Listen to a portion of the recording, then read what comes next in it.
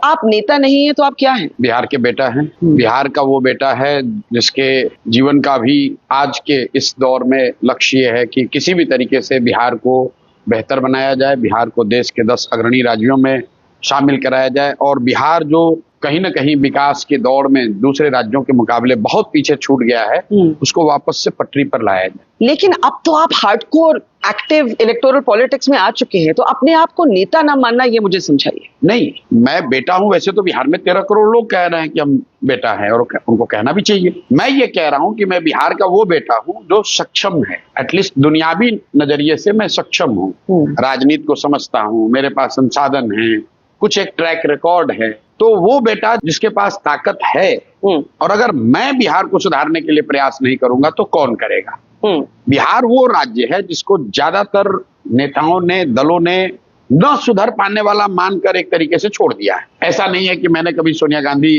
राहुल गांधी से बात नहीं करी होगी, ऐसा नहीं है कि मैंने कभी भाजपा के नेताओं से बात नहीं की होगी शुरुआती दौर में कि नहीं बिहार में कुछ ट्रांसफॉर्मेशनल होना चाहिए। नीतीश के साथ भी उसी एस्पिरेशन से गए थे।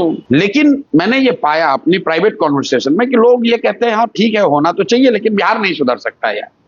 तो जिस राज्य को देश के बड़े बड़े दल और नेताओं ने न सुधर पाने वाला मानकर इसको अपने हाल पर छोड़ दिया है, उसको सुधारने का जिम्मा बिहार का ही कोई आदमी उठा सकता है। और मैं समझता हूं कि इस धरती के होने के नाते मेरी ये जिम्मेवारी है कि अगर मेरी हिम्मत नहीं पड़ेगी तो किसकी हिम्मत पड़ेगी। इसलिए मैं अपने आप को कह रहा हूं कि मैं नेता नहीं हूं, मैं वो बेटा हूं जिसको ऊपर वाले की कृपा से, आपके आशीर्वाद से कुछ जगह मिल गई है। तो मेरा ये फर्ज है कि इस मिट्टी का कर्ज अदा करूं और एक ईमानदार कोशिश करूं, प्रयास करूं। सफलता मिले न मिले कोई बात नहीं है, प्रयास के ईमानदारी और शुद्धता में कमी नहीं आने देंगे।